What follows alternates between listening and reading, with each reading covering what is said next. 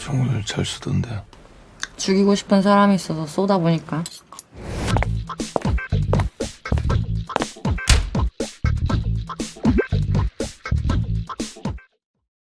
야, 이 영화 감독 전에 만든 영화가 뭐냐? 신세계 프로젝트.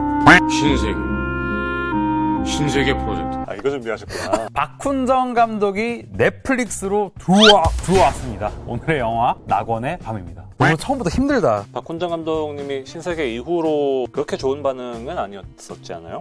대호도 그랬고 VIP도 그랬는데 그러다가 이제 마녀가 좀 괜찮은 성적을 나타내면서 지금 낙원의 밤까지 추진력을 얻지 않았을까 싶어지는데요. 배우 얘기를 안 할 수가 없더라고요. 엄태구 배우님은 김혜수 씨랑 함께했던 차이나타운. 밀정에서가 정말 최고였다고 생각을 하는데 이 사람은 우리가 찾고 있는 사람들이랑 비슷하게 생겼습니다. 이제는 우리가 찾는 사람과 참 비슷하게 생겼습니다. 전여빈 배우님은 최근 빈센조 같은 드라마에서 활약을, 또 차승원 배우님은 장진 감독님 영화 하이힐에서 또 강렬한 인상을 좀 남겼던 바가 있어요. 좀 선 굵은 색깔이 있는 이런 장르에 좀 최적화된 캐스팅이 아닐까 싶어. 신세계의 황정민도 그렇고 마녀의 정다미도 그렇고 약간 캐릭터 빨이 있는 것 같아요. 그러니까 이번 영화에서도 어떤 배우의 재발견이 될지 보는 것도 감상 포인트가 될 것 같네요. 영화 줄거리 함께 보겠습니다.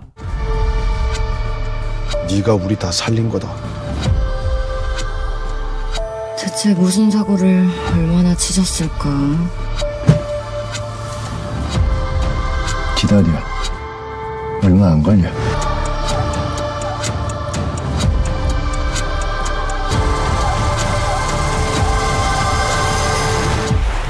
금방 다녀올게. 자, 낙원의 밤은 작년이죠. 베니스 국제영화제에 초청이 됐는데 반응이 나름 괜찮았어요. 고도로 세련된 한국 갱스터 무비. 예측이 가능하지만 끝까지 즐기게 되는 달콤하면서 치명적인 영화. 지나치게 긴 게 단점이다 이런 평도 있었고요. 폭력적인 시퀀스를 보기 전까지 너무 많은 시간이 소요가 된다 이런 얘기도 있었는데 아무래도 이 131분이라는 러닝타임이 단순한 스토리인 것을 감안하면은 다소 긴 게 아니었나. 인물의 내면을 묘사하기 위해서 러닝타임이 길어진 게 아닐까라는 생각도 들고. 그리고 또 우리가 자국에서도 이런 장르 영화들을 좀 최근에 많이 봐왔지 않습니까? 작년 여름에 흥행했던 다만 악에서 구하소서라든지 또 범죄 영화냐 하실 수도 있잖아요. 결국은 그런데 우리가 잘 알고 있는 그런 틀을 크게 벗어나지 않으면서도 얼마나 탄탄한 서사와 캐릭터를 갖추고 관객들의 호응을 얻어내거나 아니면 아주 신선한 의외의 뭔가가 기다리고 있거나 하는 데에서 좀 성패가 좌우될 것 같은데 넷플릭스로 공개되다 보니까 해외 관객들의 반응은 또 어떨까 궁금하면서도 기대가 되는 측면이 있습니다. 제주도로 가. 한 일주일이면 될 거야. 영화 배경이 제주도입니다. 코로나 때문에 해외 촬영이 안 되니까 낙원의 밤에서 낙원이 제주도를 말하는 것 같아요. 전 대비 효과를 주려는 게 아니었나 싶습니다. 뭐 제목부터가 역설적이지만 황홀한 풍경인 제주도가 주인공의 복잡한 내면과 대조를 이루도록 구현이 잘 됐다라는 생각이 드는데 제주도 가보셨으면 알겠지만 뭐 여름 성수기가 아니라 가을이나 겨울에 가잖아요. 그러면은 특히 밤에 진짜 황량하거든요. 그게 뭐 건물도 없어가지고 황량해요. 섬이라는 공간이 주는 폐쇄감도 있을 것 같고요. 확실히 공간이 주는 또 제목이 주는 역설이 있다 이런 생각이 들고요. 그러고 보면 박훈정 감독의 영화는 제목부터 역설인 경우가 좀 많았던 것 같아요. 신세계도 그렇고 VIP도 모순된 어떤 그 느낌을 주는 그런 제목들이 많았던 것 같습니다. 섬 자체가 공간적인 범위가 한정이 되어 있고 육지로 가기 위한 방법도 제한적이지 않습니까? 공간이 태구라는 캐릭터가 처해 있는 상황 끝까지 내몰려 있고 벼랑 끝까지 도망갈 곳이 없는 그런 상태를 대변해주는 역할을 제주도라는 로케이션이 해주는 것도 같고 섬의 날씨가 또 바다에 인접해 있고 그러다 보니까 굉장히 좀 변화무쌍하잖아요. 태풍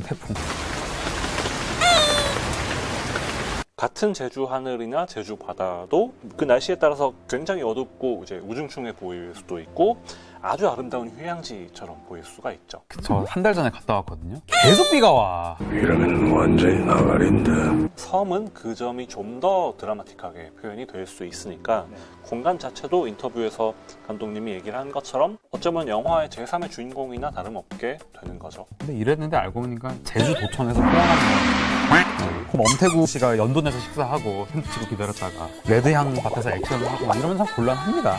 그 무슨 되도 않는 개구나무로 실설렁하게. 자, 신세계라든지 마녀, 액션이나 서스펜스 같은 경우에는 정말 대단하잖아요. 저 주인공의 신분이 들통이 날까 말까, 아니면 제가 정체가 뭘까, 그걸 보는 내내 심장이 쫄깃해지는 것 자체가 매력이었는데, 그에 반면 그 안에서 고군분투하는 어떤 인물의 감정선을 다루는 데는 다소 미흡하지 않았나, 아쉬움이 개인적으로 있거든요. 그래서 이번 영화에서는 감정, 액션 두 마리 토끼를 잡는 그야말로 갬성 액션이 될지 궁금하기도 하네요.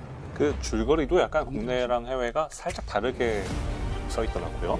국내에서는 조직의 타겟이 된 한 남자와 삶의 끝에 서 있는 한 여자의 이야기를 그린 작품이라고 이제 주로 서술이 되어 있는 반면에, 해외 자료들을 보면 엄태구 씨가 연기한 태구를 중심으로 서술이 돼요. 태구가 그의 아픈 동생과 사촌을 위해 새 삶을 살고자 하지만 그들이 태구를 노리는 누군가에 의해 살해를 당하게 되고, 태구는 그들을 위해 복수를 하기로 한다. 앞서 언급된 러닝타임도 그렇고, 영화 내내 어떤 점에 포커스를 두고 우리가 보냐에 따라서 어떤 면에 공감을 하게 될지, 그런 것도 좀 달라질 수 있죠. 제가 또 느와르 덕후입니다. 느와르 하면은 또 입에 짝짝 달라붙는 그 대사. 거기 누구 담배 있으면 하나만 줘라. 뭐 갈 때 가더라도 담배 한 대 정도는 괜찮잖아. 찬한 음악이 영화의 성패를 좌우하는 것 같다라는 생각도 드는데, 뭐 신세계의 명대사야 뭐 대한민국 남성 관객들이라면은 모르는 관객 찾기가 힘들 정도고, OST 같은 경우에도 예능에서 많이 쓰일 정도로 회자가 되고 있어요. 근 몇 년간 이런 찰진 대사와 영화의 분위기를 한껏 고조시켜주는 음악을 갖춘 웰메이드 느와르가 사실 전 많이 부족했다고 생각해요. 낙원의 밤은 우리가 아는, 그러니까 굉장히 대중적인 느와르 영화의 공식을 잘 따라갈 거다라는 생각이 드는 면에서 더더군다나 기대가 큰 작품으로 보입니다.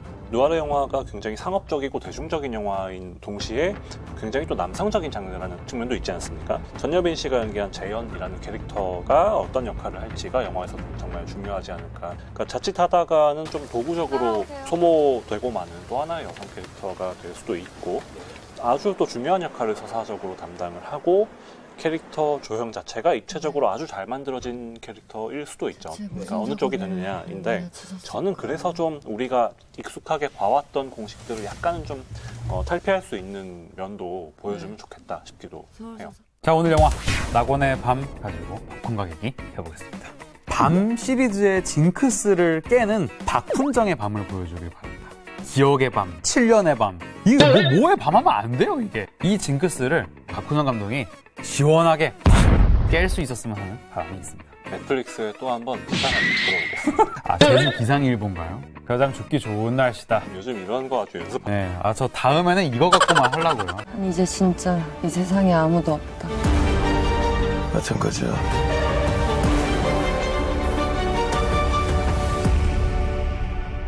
그리고 너 뭐 혼자 있기 싫다며